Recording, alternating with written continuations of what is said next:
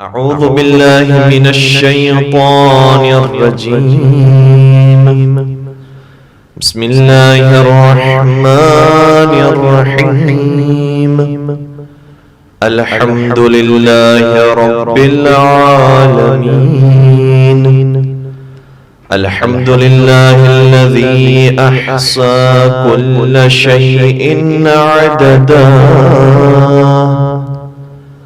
وجعل لكل شيء أمدا وقدر كل شيء تقديرا. ثم الصلاة والسلام على النبي الأمي العربي القرشي الهاشمي المكي المدني الأبدحي التهامي العبد المؤيد والرسول المسدد المصطفى الأمجد المحمود الأحمد حبيب إله العالمين أبي القاسم محمد.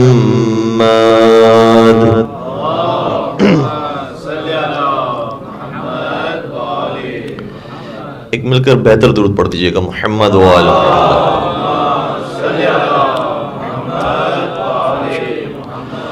وعلى أهل بيته الطيبين الطاهرين المعصومين المظلومين الذين أذهب الله عنهم الرجس وطهرهم تطهيرا.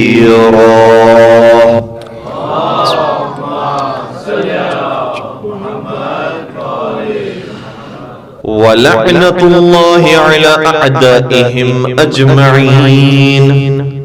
أما بعد فقد قال الله تبارك وتعالى في محكم كتابه المجيد وفرقانه الحميد.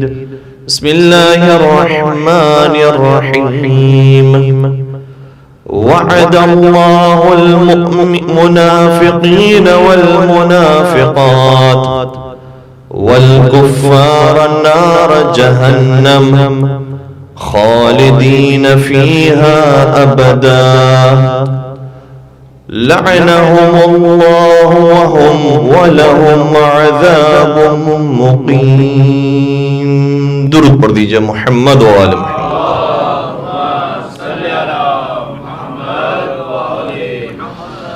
عزیزان گرامی قدر، ایام فاطمہ کی آج تیسری مجلس ہے، اور آج کی مجلس کے لیے جس آیت کو سامنے کلام میں آپ کی خدمت بیان کرنے کا شرف حاصل کیا، اس پر رب العزت کا ارشاد ہو رہا ہے کہ وعد اللہ المنافقین والمنافقات والکفار. پروردگار کا ایک وعدہ ہے جو منافقین سے بھی ہے، منافقات سے بھی ہے. اچھا، اس آیت سے پتہ چل گیا کہ اس کا مطلب زمانہ رسول اکرم کے اندر صرف مرد نہیں تھے جو منافق تھے، بلکہ کچھ خواتین بھی تھیں جو منافقات تھیں. والکفار، اور پروردگار کا کفار سے بھی وعدہ ہے. ان تین گروہوں سے وعدہ یہ ہے کہ نار جہنم، ان کے لیے جہنم کی آگ ہے، خالدین فیہا، جس میں یہ ہمیشہ جلائے جائیں گے، اور ان کے لیے پروردگار کی لعنت بھی ہے، اور پروردگار نے ان کے لیے جو عذاب رکھا ہے عذاب مقیم، وہ ہمیشہ رہنے والا ہوگا. کل تک کی جو گفتگو تھی اور اس سے پہلے کی بھی جو گفتگو تھی، اس میں ہم نے بعض اہل سنت برادران کے اعتراضات کو اور ان کے جو تحفظات اس کو بیان کرنے کی کوشش کی. آج کی گفتگو میں ہم آغاز کر رہے ہیں اپنوں کے کچھ شبہات اور اپنوں کے درمیان جو رائج کیے جا رہے ہیں اشکالات، اس حوالے سے گفتگو کریں. ایک بات جو ہمارے ہاں اب بڑے تعجب کی بات ہے کہ بیان کی جاتی ہے، الحمدللہ یہاں پر ایسا معاملہ نہیں ہوگا، اور جو ہمیں دکھائی دیا ہے اس میں ایسی کوئی بات بھی دکھائی نہیں دی، آپ کے حوالے سے گفتگو نہیں، لیکن آگے اگر آپ میسج پہنچائیں تو اس کس انداز سے بات کو کریں کہ بعض لوگ یہ کہتے ہیں کہ بی بی اتنی پاک ہستی، اتنی باعفت ہستی، اتنی با کردار با اخلاق ہستی، جو کافروں کو بھی دعائیں دیتی ہیں، اور ان کے بابا بھی اسی طریقے سے کافروں پر بھی رحم دل ہیں، رحمت للعالمین کی بیٹی ہے. آپ جو فلاں فلاں کو برا بلا کہتے ہیں، فلاں فلاں کو لعنت بھیجتے ہیں اور فلاں فلاں کے بارے میں کہتے ہیں کہ نہیں یہ جہنم میں جلائے جائیں گے، پروردگار انہیں ان کے شر سے ہمیں محفوظ رکھے، تو کیا ایسا نہیں ہو سکتا کہ قیامت کے میدان میں بی بی جنہوں نے بہت سو کو معاف کر دیا ہے، ہو سکتا ہے کہ انہیں بھی معاف کر دے؟ اور قیامت کے میدان میں اگر بی بی نے انہیں معاف کر دیا تو پھر آپ کو کیا انجام ہوگا، پھر آپ کو کیا حشر ہوگا؟ کیونکہ یہ بھی روایات کے اندر آئی ہے کہ قیامت کے میدان میں پروردگار جو بندوں کے حقوق ہیں وہ بندوں کے اوپر چھوڑ دے گا، اگر انہوں نے معاف کر دیا تو پروردگار بھی معاف فرما دے گا، تو اگر بی بی نے ان کو معاف کر دیا تو پروردگار بھی ممکن ہے معاف فرما دے اور اس کے بعد یہ جنت میں چلے جائیں۔ آپ جو ساری زندگی اور سال ہر سال تک یہی کام کرتے رہے کہ ان پر نفرین کرتے رہے، ان پر لعنت بھیجتے رہے، ان کے لیے بد دعا کرتے رہے، تو آپ کا انجام کہیں حشر میں کہیں برا نہ ہو جائے۔ تو ذرا سے احتیاط سے کام لیجئے، کیوں کسی کو برا بلا کہتے ہیں؟ فائدہ کیا ہے اس کا کہنے کا؟ ہو سکتا ہے کہ بی بی قیامت کے میدان میں معاف فرما دیں۔ تو پہلی گزارش ان سے یہ ہے کہ شیعہ اس گروہ کا نام ہے جو بی بی کے پیچھے چلتے ہیں، اس گروہ کا نام نہیں ہے جو بی بی سے آگے چلتے ہیں۔ لہذا اگر بی بی نے معاف فرما دیا تو ہم بھی معاف کر دیں گے، لیکن ہم تک جو روایتیں پہنچی ہیں اور جو تاریخ کی متواتر روایات ہیں اس سے پتہ چلتا ہے کہ بی بی مرتے دم تک ان کے لیے بد دعا کرتی رہی۔ اور روایت کا جملہ یہ ہے کہ بی بی ارشاد فرماتی ہے واللہ لأدعون علیک فی کل صلاۃ اصلیھا، خدا کی قسم کھا کر میں کہتی ہوں کہ اپنی ہر نماز میں تمہارے لیے بد دعا کروں گی۔ اور پھر آپ کی صحیح بخاری کا جملہ یہ ہے کہ فلم تکلمہ، کہ بی بی نے اس سے کلام نہیں کیا حتی ماتت، یہاں تک کہ انہیں موت آ گئی۔ تو یہ تو آپ کی معتبر ترین کتاب صحیح بخاری کا جملہ یہ ہے کہ بی بی نے انہیں مرتے دم تک معاف نہیں فرمایا، بی بی نے مرتے دم تک ان سے کلام نہیں کیا، تو بی بی نے زندگی میں تو انہیں معاف نہیں فرمایا۔ چونکہ معاف بی بی نے نہیں فرمایا ہے، بد دعا کرتی رہی ہیں، ان پر نفرین اور لعنت بھیجتی رہی ہیں، تو ہم بھی بی بی کے پیروکار ہیں، ہم بھی وہی کام کریں گے۔ قیامت کا میدان ہوگا، اس کے بارے میں بھی روایتیں موجود ہیں کہ جب بی بی تشریف لائیں گی تو سب سے پہلا مقدمہ جو قائم ہوگا وہ حضرت محسن علیہ السلام کا قائم ہوگا۔ لہذا قیامت کے میدان میں بھی معاف نہیں فرمانے والی ہیں، لیکن اگر آپ کہتے ہیں کہ ابھی تو قیامت آئی نہیں ہے، آپ کو کیا معلوم ہو سکتا ہے معاف فرما دے، تو ہم بی بی کے پیروکار ہیں، بی بی لعنت بھیجیں گی تو ہم بھی لعنت بھیجیں گے، بی بی معاف فرما دے گی تو ہم بھی معاف فرما دیں گے، ہم تو ان کے پیروکار ہیں، ہم ان سے قدم آگے نہیں بڑھاتے۔ یہی شیعہ اور خلیفہ میں فرق ہے، شیعہ بی بی کے پیچھے ہوتے ہیں، خلیفہ بی بی کے آگے ہوتا ہے۔ درود پڑھ دیجئے محمد و آل محمد پر۔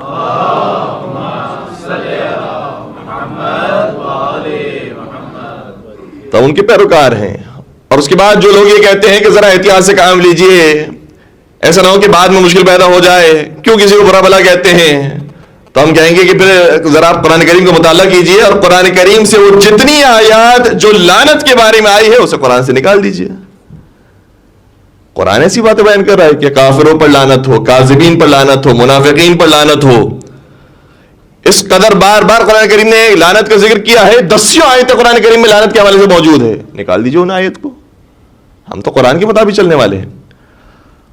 اور جو لوگ یہ کہتے ہیں کہ نہیں ٹھیک ہے لعنت بھیجیے، لیکن جس طریقے سے قرآن کریم نے نام نہیں لیا ہے اس طریقے سے آپ بھی نام نہیں لیجئے۔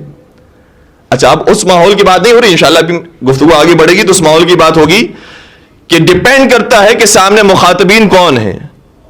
مخاطب الگ الگ قسم کے لوگ ہوتے ہیں۔ یہاں پر الحمدللہ جو مجمع آیا ہے وہ مجھے معلوم ہے کہ کس سوچ کے ساتھ، کس نظریے، کس عقیدے کے ساتھ آ کر بیٹھا ہوا ہے، لیکن بہت ساری باتیں ہیں جو میں کسی اور مجمع میں جا کر بیان نہیں کر سکتا، کچھ باتیں ہیں جو نجی محفل میں بیان نہیں ہو سکتی، کچھ باتیں ہیں جو دشمنوں کے سامنے بیان نہیں ہو سکتی، تو ہر جگہ پر الگ الگ انداز اختیار کیا جاتا ہے۔ لیکن اپنے عقیدوں کو تو صحیح کیجئے، اپنے عقیدوں کو درست کیجئے کہ تنہائی میں اگر انسان کہتا ہے کسی کے بارے میں تو کیا وہ بھی غلط ہے؟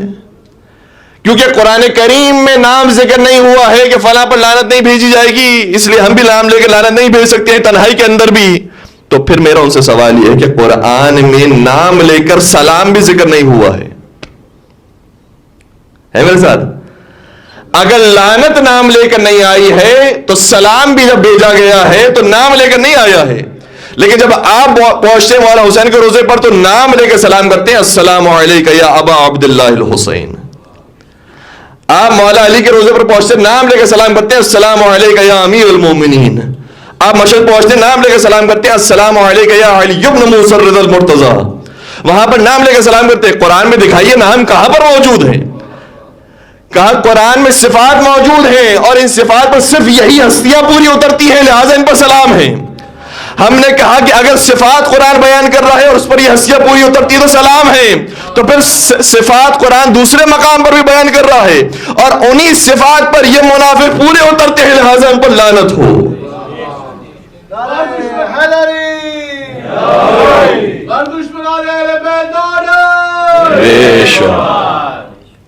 اور پھر اگر نام پر بھی اعتراض ہو کسی کو تو قرآن نے ایک مثال یہ بھی بیان کر دی کہ تبت یدا ابی لہب وتب، اے ابو لہب تیرے ہاتھ ٹوٹ جائیں.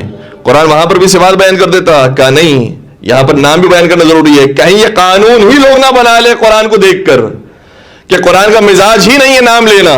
نہیں، قرآن نام بھی لیتا ہے، صفات بھی بیان کرتا ہے، موقع مناسبت دیکھتا ہے. کچھ ایسے مقامات ہوتے ہیں جہاں نام لے کر لعنت بھیجی جاتی ہے، کچھ ایسے مقامات ہوتے ہیں جہاں نام لیے بغیر لعنت بھیجی جاتی ہے. قرآن نے دونوں طریقے سکھائے ہمیں.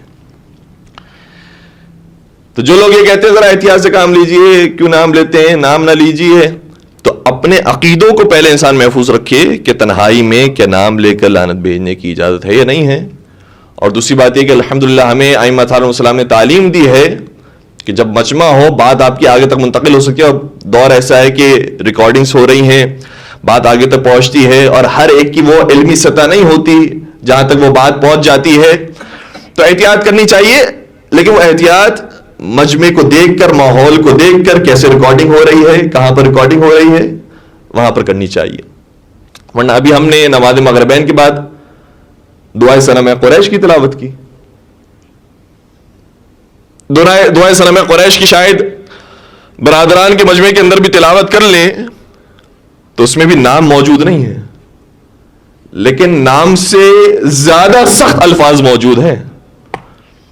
صنم قریش کا مطلب کیا ہے؟ قریش کے دو بت، اور بت یہ علامت ہے کفر کی، علامت ہے شرک کی، اس سے بڑی اور کوئی علامت نہیں ہو سکتی.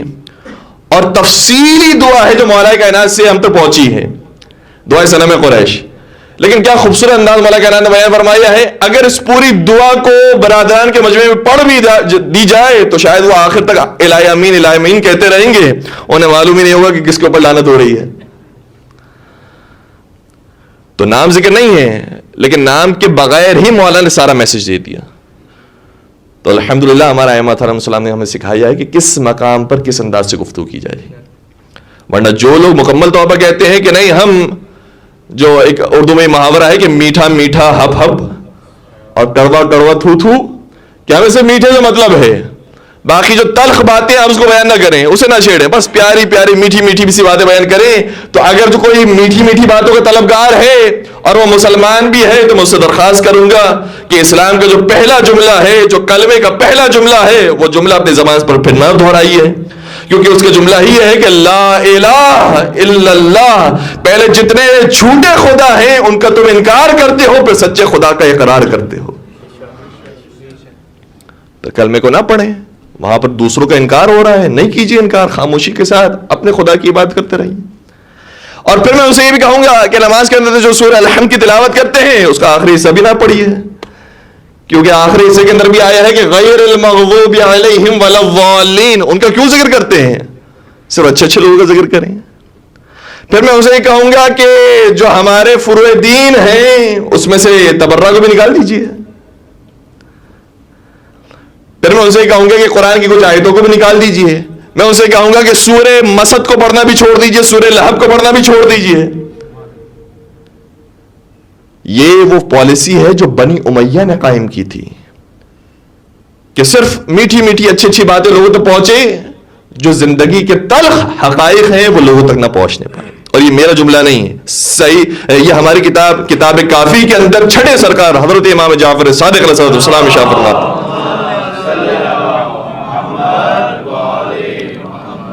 فرماتے ہیں کہ ان بنی امیہ اطلقوا للناس تعلیم التوحید تعلیم الایمان ولم یطلقوا تعلیم الشرک. امام شاہ فرماتے ہیں کہ بنی امیہ کی پالیسی یہ تھی کہ لوگوں کو کہتے تھے ایجوکیشن حاصل کرو, لوگوں تک میسج پہنچاتے تھے, تبلیغ کرتے تھے, درس دیتے تھے, لیکن کس کا درس دیتے تھے؟ صرف میٹھی میٹھی باتوں کا, ایمان کا درس دیتے تھے. مسجد بناؤ, مسجد کے بڑے فضائل ہیں, قرآن پڑھو, قرآن کے بڑے فضائل ہیں, نماز میں آؤ, نماز کے بڑے فضائل ہیں, زکوٰۃ دو, روزہ رکھو, یہ جتنی بھی پازیٹو باتیں ہیں اور جو خوبصورت باتیں ہیں اس کو بیان کرتے تھے. لیکن جو زندگی کے تلخ حقائق ہوتے تھے, جو انہی ایمانیات کے اندر کہیں انسان کفر کی طرف تو نہیں جا رہا ہے, اسے بیان نہیں کرتے تھے.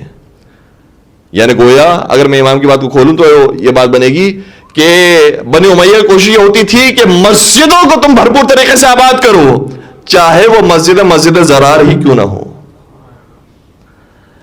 لیکن ائمہ علیہ السلام نے پیغمبر اکرم نے بیان کیا ہر مسجد قابل احترام نہیں ہوتی, مسجد زرار ہوگی تو وہ ڈھانے کے قابل ہوگی.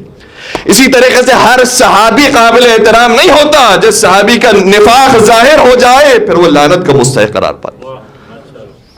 درود پڑھ دیجیے گا محمد و آل محمد.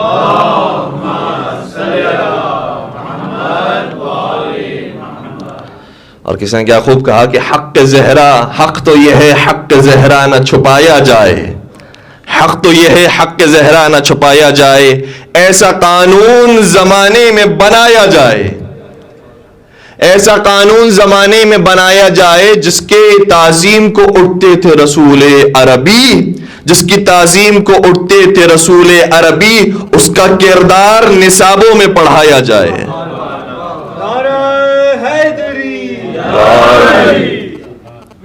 بتایا جائے کہ کون حق پر ہے کون باطل پر ہے, مخلوط نہ کیا جائے. قرآن کریم کی آیت ہے وَلَا تَلْبِسُوا الْحَقَّ بِالْبَاطِلِ وَتَكْتُمُوا الْحَقَّ وَأَنْتُمْ تَعْلَمُونَ.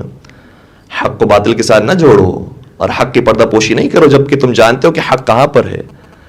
تو یہ بنی امیہ کی پالیسی تھی. قرآن کریم کی تلاوت کرو, قرآن بڑا محترم ہے, چاہے وہ قرآن نیزے پر اٹھا لیا جائے, دین کی آڑ میں اپنی دنیا بچا رہے ہیں لیکن وہ محترم ہے ان کے لیے. نمازیں قائم کرو, چاہے وہ کربلا کے اندر ہمارے ساتھ کے لشکر کی نماز کیوں نہ ہو, نماز اچھی چیز ہے.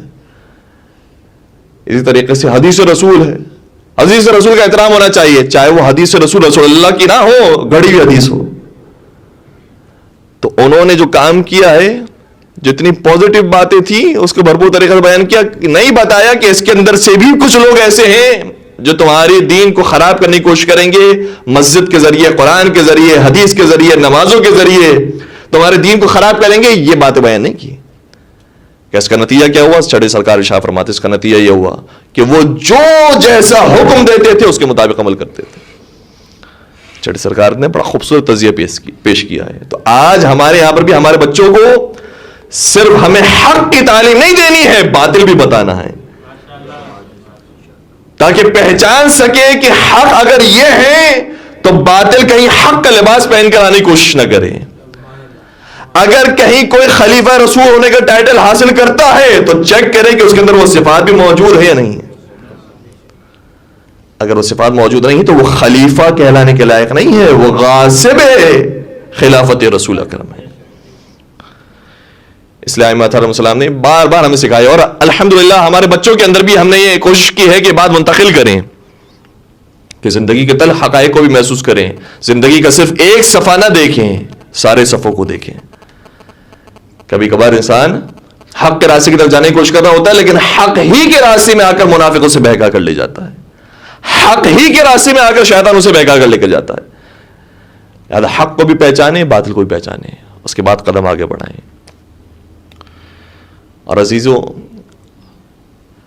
ہم جب مولا متقیان کے فضائل کو بیان کرتے ہیں, مولا متقیان کے حق کو بیان کرتے ہیں, تو اب میں اس بات کی وضاحت کرنا چاہ رہا تھا کہ جس کے میں نے تذکرہ ابتدا گفتگو کے اندر کیا کہ ہر مقام پر ہر چیز کہنے والی نہیں ہوتی. صحیح ہے, آپ بچوں میں منتقل کریں, بچوں کی تربیت کریں, لیکن جب معاشرے کے اندر نکلے ہیں, دوسروں کے سامنے گفتگو ہو رہی, تو ہر چیز کہنے والی نہیں ہے.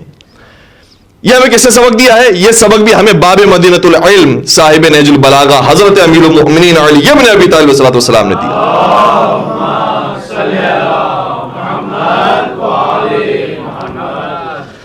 نہج البلاغہ صحیح ہے کہ مولا کی لکھی ہوئی کتاب کا نام نہیں ہے, کہ مولا نے جس طریقے سے پوری زندگی گزاری ہو سارا کا سارا نہج البلاغہ کے اندر موجود ہو. سید رضی نے کام کیا ہے, سید رضی نے کچھ جملوں کو جمع کیا ہے, اور تقریباً جو مولا کی 4 سالہ زندگی تھی اس کے اندر جو اہم جملے تھے اسے نہج البلاغہ میں جگہ دی ہے.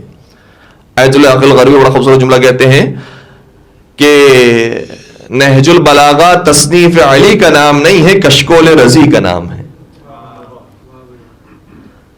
اور تصنیف علی دیکھنا ہو تو حسن مشتبہ کو دیکھو, حسین سید الشہداء کو دیکھو, حضرت زینب کبریٰ کو دیکھو, وہ تصنیف علی ہیں. تو صحیح ہے نہج البلاغہ گرچہ سید رضی نے اس کلام کو جمع کیا ہے, لیکن سید رضی نے بھی جا بجا ایسی ایسی روایتیں بیان کی ہیں جو ہمارے موضوع سے ریلیٹڈ بھی ہے, اور اس کے اندر بیان کیا جا رہا ہے کہ مولا کہاں پر اپنے حق کو کس انداز سے بیان کرتے تھے. نہج البلاغہ کے خطبہ ہے, خطبہ نمبر 162. البتہ جو میں اب یہاں پر آپ کی خدمت میں کچھ حوالے بیان کر رہا ہوں, کبھی کبھار ہمارے نوجوان الحمدللہ یہ بھی اچھی بات ہے کہ گھر جا کر اس کو چیک کرتے ہیں, تو ممکن ہے کہ مختلف چاپ کے اندر مختلف اس کے شمارے موجود ہوتے ہیں. کبھی کچھ شمارے 3 آگے ہیں 3 پیچھے ہیں, کیونکہ قرآن کریم کی آیات کی طرح یہ جمع نہیں ہے, کہیں سے کوئی شائع ہوا ہے کہیں سے کوئی شائع ہوا ہے, لہٰذا اس نے ترتیب تھوڑی سی تبدیل کر دی ہے. لیکن بہرحال میں جس نہج البلاغہ سے آپ کے خدمت بیان کر رہا ہوں اس کا خطبہ نمبر 162 اس میں ایک شخص جنگ جمل کے موقع پر حضرت علی مرتضیٰ سے آگے سوال ہی کرتا ہے, اے علی آپ امامت کو جو حاصل کر رہے ہیں آپ کی امامت ابھی قائم ہوئی ہے یا پہلے ہی سے موجود تھی؟ جملہ یہ ہے کیف دفعکم قومکم عن ھذا المقام وانتم احق بہ. اے علی مرتضیٰ بتائیے کہ آپ کی قوم نے آپ کے حق کو کیسے چھین لیا جبکہ آپ اس جگہ کے زیادہ سزاوار تھے. کتنا خوبصورت جملہ ہے. اگر ہم جیسا کوئی شخص ہوتا کہتا تم ہی بہت زیادہ پڑھے لکھے آدمی ہو, میرے صحیح مطیع فرما بردار عاشق ہو, تم نے بڑی خوبصورت بات کی ہے, میں ابھی اس کی وضاحت کرتا ہوں. مولانا نے دیکھا نہیں, یہ جنگ کا موقع ہے, جنگ جمل ہو رہی ہے, اور جنگ جمل کے اندر جو مولا کے ساتھی ہیں اس میں سب وہ نہیں تھے جو مولا کو پہلا امام مانتے ہیں, بہت سارے ایسے تھے جو مولا کو چوتھا خلیفہ مانتے تھے, لیکن چونکہ مولا کی خلافت کا زمانہ ہے اس لیے مولا کے ساتھ ہو گئے. کچھ ایسے تھے جنہیں دین سے کوئی لینا دینا نہیں ہے, وہ مال غنیمت کے لیے آئے ہوئے ہیں. کچھ ایسے ہیں جو شام کی دشمنی میں آئے ہیں, ان کی قومی دشمنی چل رہی ہے, عراق کی شام کے ساتھ دشمنی, اس وجہ سے آئے ہوئے ہیں. اب وہاں مولا اپنے حق کو بیان کرنے بیٹھے, ہاں کہ پہلا بھی غلط تھا, دوسرا بھی غلط تھا, تیسرا بھی غلط تھا, میرا حق بنتا تھا, میرے حق کو اس طریقے سے چھینا گیا, میری زوجہ پر ظلم کیا گیا, میرے بچے کو شہید کر دیا گیا. وہاں اگر اپنے مصائب کو اور اپنے حق کو بیان کرنا شروع کرتے تو بہت سارے لوگ ایسے ہوتے جو مولا کی بات سننے کے بعد مولا کا ساتھ دینے سے انکار کر دیتے. اچھا یہ تو اپنے آپ کو پہلا خلیفہ مانتے, چوتھا نہیں مانتے, ہم تو ان کو چوتھا سمجھ کر آئے تھے, یہاں سے ہٹ جاتے ہیں. دیکھ لیا مولا نے کہ یہ جنگ کی صورتحال ہے, یہاں دشمن سامنے موجود ہے, اگر وہاں پر میں نے اپنے حق کو بیان کرنا شروع کیا میرا لشکر کمزور ہو جائے گا, سامنے والے لوگ جیت جائیں گے, کامیاب ہو جائیں گے. لہٰذا مولا نے کیا خوبصورت جواب دیا. اچھا مولا نے یہ بھی نہیں فرمایا کتنی بے تکی بات تم نے کی ہے, یہ بھی نہیں فرمایا کہ خاموش ہو جاؤ. کیا خوبصورت انداز ہے مولا کا, اللہ اکبر. نہج البلاغہ کا یہ بڑا قیمتی جملہ ہے. امام نے شاہ فرمایا جب اس نے سوال کیا کیف دفعکم قومکم عن ھذا المقام وانتم احق بہ, آپ کی قوم نے آپ کے حق کو کیسے چھین لیا جبکہ آپ اس کے زیادہ مستحق تھے, تو امام نے فرمایا یا اخا بنی اسد, اے بنی اسد کے میرے بھائی. کیا خوبصورت انداز ہے. انک لقلق الوضین, بھائی بھی کہا, ساسک کہا کہ تم نے بے موقع بات کہی ہے. ترسل فی غیر صدد, یہ وہ مقام نہیں تھا جہاں پر تم یہ سوال کرتے, لیکن اگر تم نے سوال کر لیا ہے تو تمہارا حق بنتا ہے میری گردن پر, کیونکہ میں سلونی قبل ان تفقدونی کا دعوے دار ہوں. تم نے سوال کیا ہے تو تمہیں جواب تمہیں دوں گا. اور دوسری بات یہ ہے کہ بنی اسد سے میرا ایک رشتہ بھی بنتا ہے, اس رشتے کی وجہ سے بھی تمہارا میری گردن پر حق ہے, لہذا میں جواب دے رہا ہوں. اور جواب مولا نے کیا خوبصورت دیا. دیکھ لیا کہ مجمع ایسا نہیں ہے جو تحمل کر سکتا ہے سارے حقائق کو. امام نے شاہ فرمایا ہاں ایسا ہوا تھا, ایک قوم نے لالچ سے کام لیا, دوسری قوم نے خوف زدہ ہو کر گھر میں بیٹھنا پسند کیا, اور پھر ہمارے حق کو چھین لیا گیا. والحکم اللہ والمعود الیہ القیامہ. لیکن یاد رکھو فیصلہ کرنے والی ذات پروردگار کی ذات ہے. قیامت کا میدان ہوگا جہاں پر فیصلہ ہو جائے گا. کیا خوبصورت انداز میں بیان کر دیا اپنے حق کو. تو ایک موقع ایسا ہے جہاں پر مولا نے صراحت کے ساتھ ساری باتوں کو بیان نہیں فرمایا, لیکن اسی نہج البلاغہ کے اندر آپ اوراق کو پلٹیے, مولا نے تفصیل کے ساتھ بیان کیا ہمارے ساتھ کیا ہوا. وہ کون سا خطبہ؟ خطبہ نمبر 3, جس کا نام کیا ہے؟ خطبہ شقشقیہ. بہترین خطبہ ہے, یقیناً ان ایام میں پڑھنے کے قابل وہ خطبہ ہے. اس کا میں صرف ابتدائی حصہ آپ کی خدمت بیان کر رہا ہوں, ایک جملہ پیش کرنے کی کوشش کر رہا ہوں کہ مولانا نے کس صراحت کے ساتھ بیان فرمایا ہے. فرمایا اما واللہ لقد تقمص ابن ابی قحافہ. فرمایا خدا کی قسم سن لو میری بات, ابن ابی قحافہ نے خلافت کے لباس کو کھینچ تان کر پہن لیا جبکہ وہ اس کا مستحق نہیں تھا. اور میری حیثیت خلافت کے اندر اور دین کے اندر ایسی ہے کہ جیسے چکی کے اندر اس میخ کی ہوتی ہے, اگر میخ کو نکال لیا جائے تو چکی برباد ہو جاتی ہے. اور پھر ایک ایک کر کے بیان کرنا شروع کیا. پہلے والے نے کیا کیا, دوسرا آیا دوسرے نے کیا کیا, تیسرا آیا اس نے کیا کیا. بیان کرتے رہے یہاں تک ایک شخص آ گیا کہ یا امیر المومنین میرے کو سوالات ہیں, اس کے جوابات دے دیجیے. آ کر اس سے سوالات کیے, مولا نے جوابات دیے. جوابات دینے کے بعد خاموش ہو گئے. ابن عباس کہتے ہیں مولا کچھ اور فرمائیے, ہم اسی خطبے کو سننے کے منتظر ہیں, کچھ اور بیان کیجیے. اس وقت مولا نے فرمایا تلک شقشقہ, یہ ایک شقشقہ تھا. شقشقہ کہا جاتا ہے عربی زبان میں جو اونٹ جب بہت زیادہ غصے میں آ جاتا ہے اور جلال میں آ جاتا ہے تو اس کے گوشت کے لوتھڑا باہر آ جاتا ہے. کہا یہ میرے جذبات تھے جو میں نے خالی کیے, میں نے بیان کر دیے, لیکن اس کے بعد میں اپنے کلام کو آگے نہیں بڑھاؤں گا. شاید دیکھ لیا کہ سوال کرنے والا یا دوسرے افراد کچھ نئے آ گئے ہیں جو اس قابل نہیں ہے کہ ان کے سامنے سارے خطبے کو بیان کیا جائے. ابن عباس کا جملہ یہ ہے جو نہج البلاغہ میں موجود ہے. ابن عباس کہتے ہیں خدا کی قسم مجھے اپنی زندگی میں اس کلام کے ادھورے رہ جانے کا جتنا افسوس ہوا ہے اتنا کسی اور چیز کا نہیں ہوا. کاش علی کچھ اور کہتے اور ہم سنتے رہتے. اب یہاں پر جو مولا نے ساری تفصیل بیان کی ہے وہ کس کے سامنے بیان کی ہے؟ ابن عباس کے سامنے بیان کی ہے. جس میں تحمل ہے وہ سن سکتے ہیں, جو معلوم ہے ان کو کہ کیا کیا کچھ گزرا ہے اور مولا کا درد کیا ہے اس کو سن سکتے ہیں. ابن عباس کون ہے؟ عبداللہ ابن عباس, مولا کے چچا زاد بھائی, مولا کی خلافت ظاہرہ کے زمانے میں ان کا ساتھ دینے والے, حتیٰ مولا نے ان کو گورنری بھی دی تھی. تو مولا کے سچے جانے والے اور سمجھدار صحابی. یعنی گویا مولا اگر دانا دوست کے سامنے ہوتے ہیں تو اسے پوری تفصیل سے بیان کرتے ہیں, لیکن اگر نادان دوست آ کر کوئی سوال کرتا ہے تو مولا خاموشی اختیار کرتے ہیں. ہے میرے ساتھ؟ ایک درود پڑھ دیجیے گا محمد و آل محمد.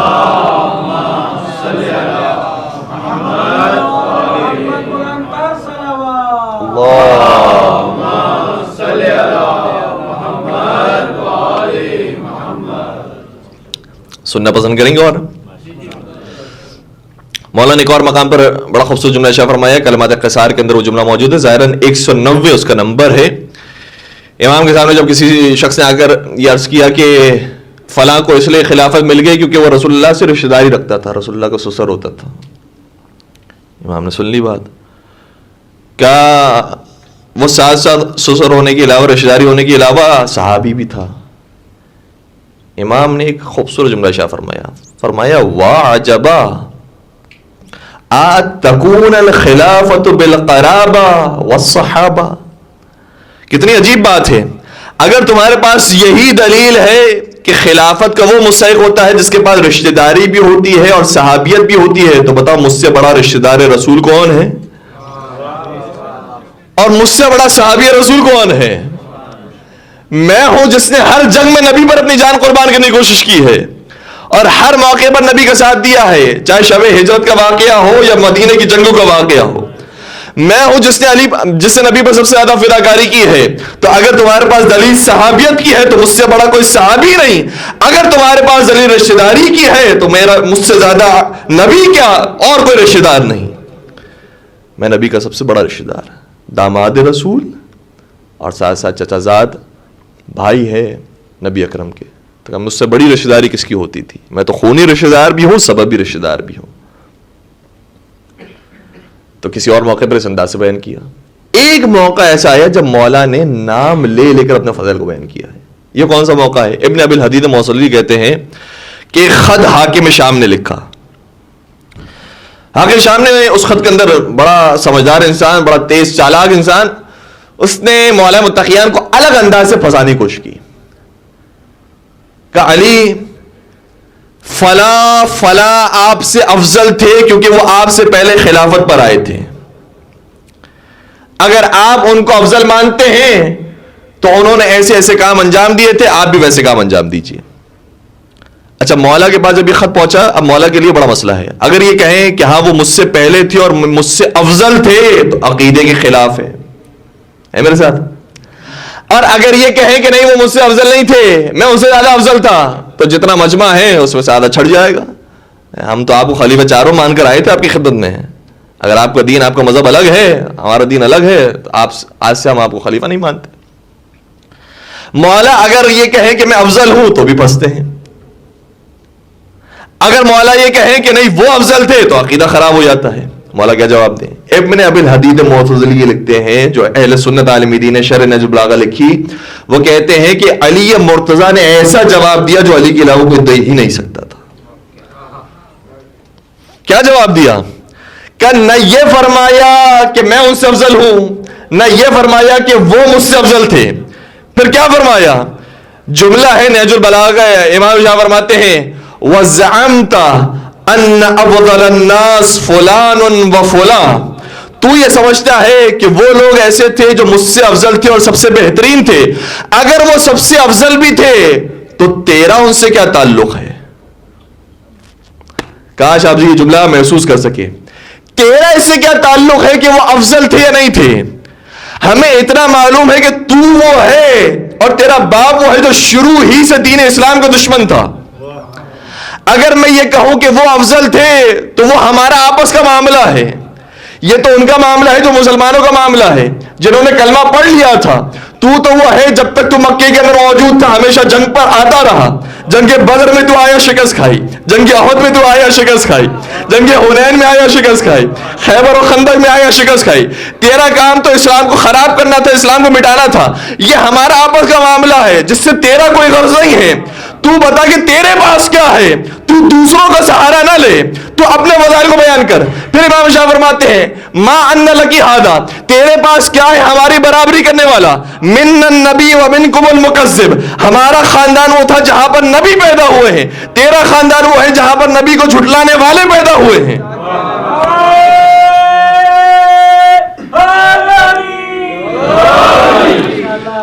آگے شاہ فرمایا منا اسد اللہ ومنکم اسد الاحلاف، ہمارا خاندان وہ ہے جہاں پر شیر خدا جناب حمزہ آئے ہیں، تیرا خاندان وہ ہے جو جھوٹی قسمیں کھانے کا شیر تھا. بدر میں شکست کھائی، قسم کھا کر کہتا تھا اگلے سال آؤں گا میں کامیاب ہوں گا. جنگ کرنے کی ہمت نہیں ہوئی. پھر جنگ احد میں کسی حد تک کامیابی حاصل ہوئی، کہا کہ اگلے سال دوبارہ آؤں گا میں دین اسلام کو ختم کروں گا. آنے کی ہمت نہیں ہوئی، ہم سے ڈرا کرتا تھا. تیرا باپ قسمیں کھانے کا شیر تھا اور ہمارا وہ ہے جو شیر خدا ہے، ہر جنگ کے اندر بڑھ بڑھ کے حملہ کرنے والا ہے. پھر آگے شاہ فرمایا منا خیر نساء العالمین ومنکم حمالۃ الحطب، تو وہ ہے کہ تیرے گھرانے کے اندر وہ عورت پیدا ہوئی جسے قرآن نے لعنت بھیجی. ہمارا خاندان وہ ہے جس میں وہ عورت اور وہ خاتون پیدا ہوئی جس پر قرآن کی آیت قصیدہ بن کر آئی ہیں. منا سیدہ شباب اہل الجنہ، ہمارا خاندان وہ ہے جہاں پر جنتی نہیں جنتیوں کے سردار آئے ہیں. اور تیرا خاندان وہ ہے منکم صبیۃ النار، جہاں پر وہ بچے پیدا ہوتے ہیں جو جہنم میں جلائے جائیں گے. تیرا خاندان وہ ہے جہاں پر تو پیدا ہوا ہے، تیری اولاد آئی ہے، سب جہنم میں جلائے جائیں گی. تو ہماری برابری نہیں کر سکتا. تو یہاں پر علی نے بتا دیا اگر کوئی دانا دوست ہوتا ہے اسے بھی اپنے فضائل بیان کیے جاتے ہیں، اگر کوئی دانا دشمن ہو کر نادانی کا اظہار کرتا ہے تو اسے بھی اپنے فضائل سنائے جاتے ہیں. درود پڑھ دیجئے گا محمد و آل محمد.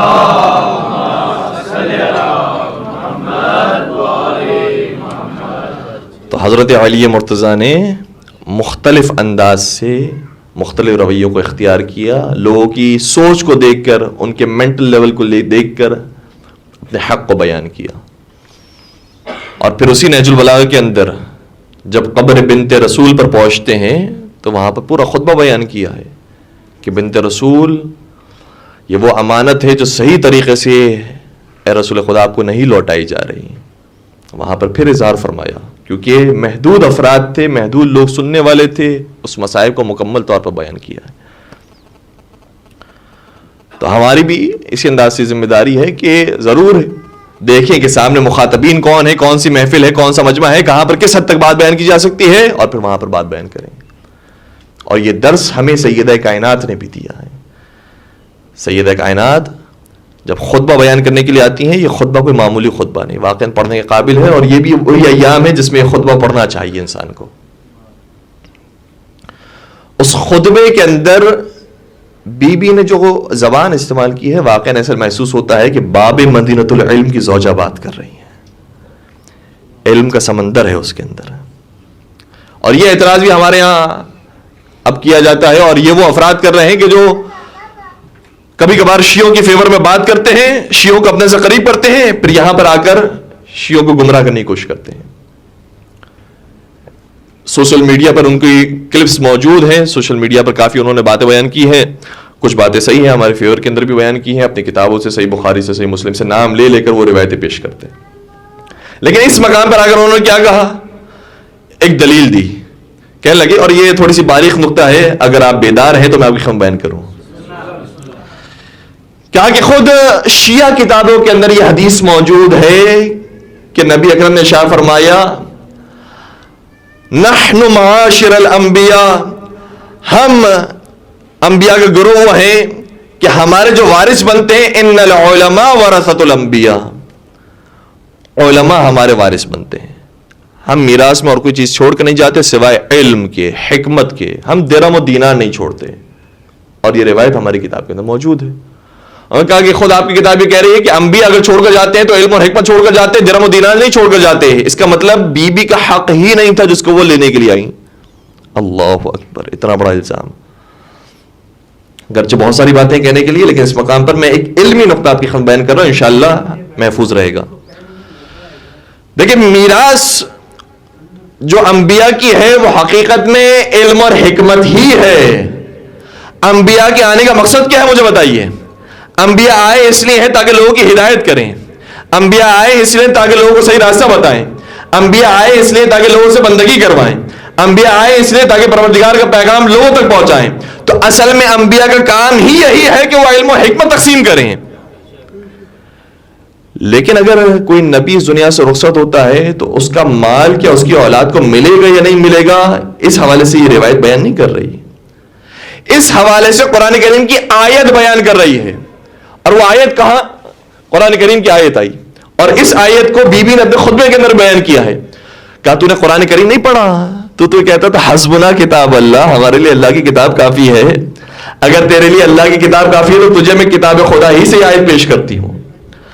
قرآن کریم نے ارشاد فرمایا وَوَرِثَ سُلَيْمَانُ دَاوُودَ، سلیمان نبی خدا وارث بنے ہیں داؤد نبی خدا کے.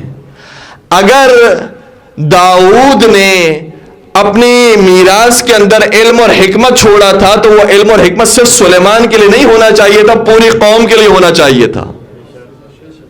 محسوس کیجئے گا، علمی نقطہ ہے، اس بات کو محسوس کیجئے گا. اگر انبیاء صرف علم اور حکمت چھوڑ کر جاتے ہیں تو صرف قرآن نے سلیمان کا ذکر کیوں کیا؟ یہ کہنا چاہیے تھا داؤد اگر گئے ہیں تو اپنے علم اور حکمت کی باتیں چھوڑ کر گئے ہیں، اپنی دعائیں چھوڑ کر گئے ہیں، چونکہ جناب داؤد علیہ السلام کی دعائیں معروف تھی. اپنی دعائیں چھوڑ کر گئے ہیں جو ساری قوم کے لیے ہے. کہا نہیں، سلیمان صرف وارث بنے ہیں داؤد کے. یہ کون سی وراثت ہے؟ یہ وہی وراثت ہے جو جاگیر کی ہوتی ہے، جو درہم و دینار کی ہوتی ہے، جو مال و اموال کی ہوتی ہے. اس کے اگر کوئی وارث بنے ہیں تو جناب سلیمان بنے ہیں. اسی طریقے سے آئے تھے نبی اکرم علم دینے کے لیے، اس کی وراثت، ان کی میراث ساری قوم نے حاصل کی ہے. لیکن جو باغ فدق وہ دے کر گئے ہیں وہ باغ فدق قوم کے لیے نہیں ہے، ان کی بیٹی فاطمہ زہرا کے لیے. تو وہ جو روایت ہے ما ترکناہ صدقہ، جو کچھ وہ چھوڑ کر جاتے ہیں صدقہ ہوتا ہے، وہ قرآن کی آیت سے ٹکرا رہی ہے. اور ہمارا عقیدہ یہ ہے کہ کوئی بھی روایت قرآن کی آیت سے ٹکرا جائے اس روایت کو ہم دیوار پر دے مارتے ہیں، قرآن کی آیت کو لے لیتے ہیں. تو قرآن کریم کی آیت. اور پھر دوسری دلیل آپ کے خدمت بیان کروں اور اسی سے منزل مصائب کی طرف بھی آگے بڑھ جاؤں، وقت کافی ہو گیا. مجھے بتائیے جو یہ بات بیان کر رہے ہیں کس کے بارے بیان کر رہے ہیں؟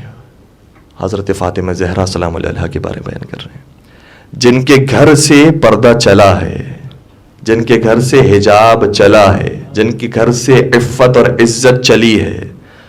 کل کی گفتگو میں یا پرسوں کی گفتگو کے اندر یہ روایت بھی ہم نے آپ کی خدمت بیان کی تھی کہ بی بی نے فرمایا تھا کہ عورت کے لیے بہترین چیز یہ ہے کہ کسی نامحرم مرد کو نہ دیکھے اور کوئی نامحرم مرد اسے نہ دیکھے. وہ بی بی کہ جس کے یہاں سے پردہ چلا ہو، کیا زیب دیتا ہے کہ وہ نامحرموں کے مجمع میں صرف ایک مال کے لیے آ جائیں؟ اور پھر نہ صرف یہ کہ وہ بی بی وہ ہے جو پاک و پاکیزہ آئے تطہیر کی مصداق ہے، بلکہ دوسری طرف سے اتنی سخی اور اتنی کریم ہے کہ کوئی مانگنے والا ہو اسے ویسے ہی عطا کر دیتی ہیں. اور اس میں پورا سورہ دہر موجود ہے. خود بھوکے رہتے ہیں لیکن دنیا کو کھلاتے ہیں. وہ بی بی ایک باغ کے لیے آئی تھی، کچھ کھجوروں کے لیے آئی تھی، کچھ درختوں کے لیے آئی تھی.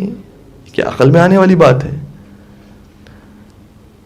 اگر ایک عام انسان کی بھی بیٹی ہو اور کسی کو معلوم ہو کہ میں جب مر جاؤں گا تو میری جاگیر پر فلاں فلاں قبضہ کریں گے، تو اپنی بیٹی کو یہ سمجھا کر جاتا ہے، انسان نصیحت کر کے جاتا ہے کہ بیٹی اگر وہ قبضہ کر لیں تو ان سے تم جھگڑا نہ کرنا، اگر جھگڑا کرو گی تو تمہاری آبرو ریزی ہوگی، تمہاری عزت ختم ہوگی.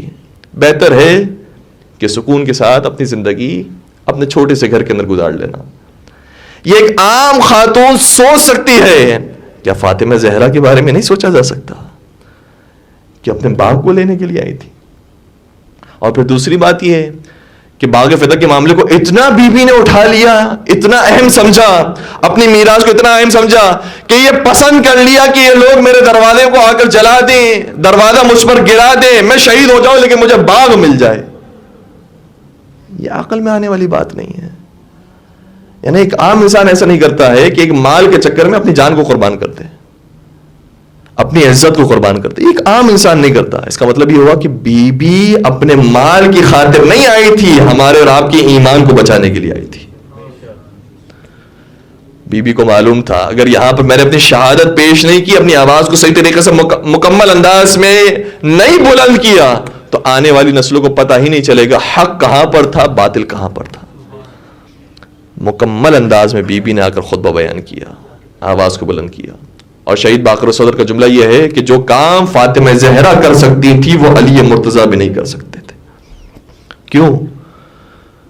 کہ حضرت علی مرتضیٰ اگر ان سے باغ فتح کو حاصل کرنا چاہتے، خلافت کو حاصل کرنا چاہتے، تو ایک ہی راستہ تھا کہ تلوار نکالتے. اور تلوار نکالنے کے بعد وہ خون ریزی ہوتی کہ دنیا میں بات مشہور ہو جاتی. اگر علی کامیاب بھی ہو گئے ہیں، علی کو خلافت میں مل گئی ہے، تو یہ بات مشہور کر دی جاتی علی کو اپنی حکومت کی پرواہ تھی، مسلمانوں کے خون کی کوئی پرواہ نہیں تھی. لہذا آخر میں نتیجہ خون ریزی تھا. مولا وہ کام نہیں کر سکتے ہیں جو زہرا کر سکتی ہیں. زہرا نے حق کو بھی بیان کیا ہے اور اپنی شہادت کو بھی پیش کر دیا. مولا متقیان کی جان بھی محفوظ ہو گئی. لیکن ہائے، حضرت زہرا کا بڑا قربان ہوا ہے، حضرت زہرا کا گھرانہ بڑا لٹا ہے. 1/3 سادات ختم ہو گئے. اللہ اکبر. چھٹے سرکار ہی کا جملہ ہے، میں آپ کی خدمت بیان کروں. ہم کربلا کو یاد کرتے ہیں، کربلا کے مصائب پر روتے ہیں، رونا بھی چاہیے، حق بنتا ہے. لیکن سنیں گے چھٹے سرکار کیا ارشاد فرماتے ہیں کہ ولا کا یوم محنتنا بکربلا. دیکھو یاد رکھو، کربلا جیسے مصائب تو ہم پر کبھی نہیں آئے.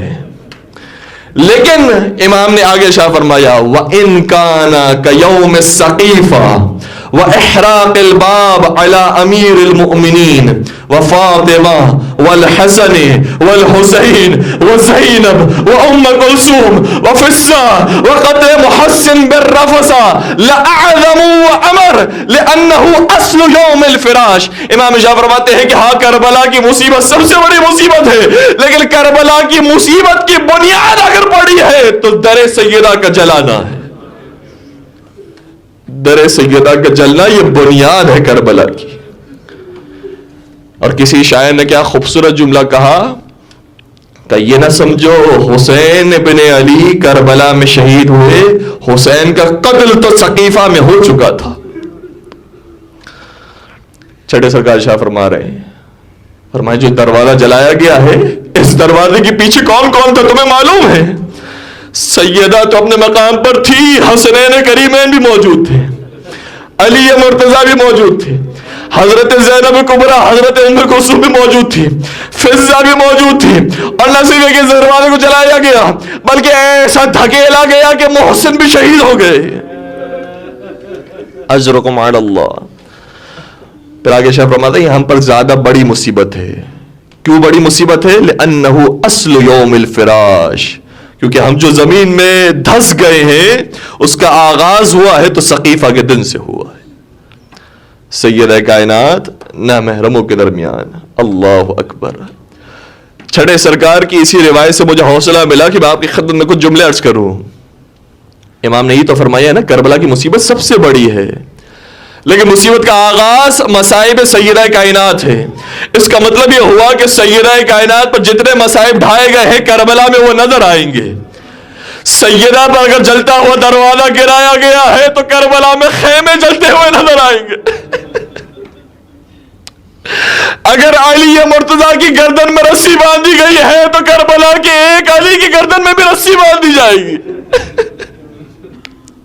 اگر سیدہ کائنات کو تازیانے لگائے گئے ہیں تو وہاں پر ثانیہ زہرا کو بھی تازیانے لگائے جائیں گے۔ اگر سیدہ کائنات کو دربار جانا پڑ رہا ہے ثانیہ زہرا بھی دربار۔ اگر وہاں محسن شہید ہوئے ہیں تو یہاں علی اصغر مارے گئے۔ ہر مصیبت آپ کو کربلا میں نظر آئے گی، لیکن میں یہ کہنے پر مجبور ہو رہا ہوں اے سیدہ کائنات آپ کے مصائب بڑے مشکل تھے، آپ کے مصائب آغاز سے سارے مصائب کے، لیکن مجھے کہنے دیجئے آپ جب دربار میں گئی تھی تو حسن و حسین کے ساتھ گئی تھی، مکمل حجاب کے ساتھ گئی تھی، صحیح ہے آپ کو حق نہ دیا گیا لیکن صحابہ کے درمیان گئی تھی۔ جب آپ کی بیٹی کربلا سے شام دربار میں جائے گی تو سر حسین کے ساتھ جائے گی، بے مخنہ چادر جائے گی، شرابیوں کے مجمع میں جائے گی، وہاں ایک شرابی یہ کہے گا یہ کون سی بچی ہے، اس کو میں کنیزی میں مانگنا چاہتا ہوں۔ مدینہ میں یہ ظلم نہ ہوا جو ظلم پر شام میں ڈھایا۔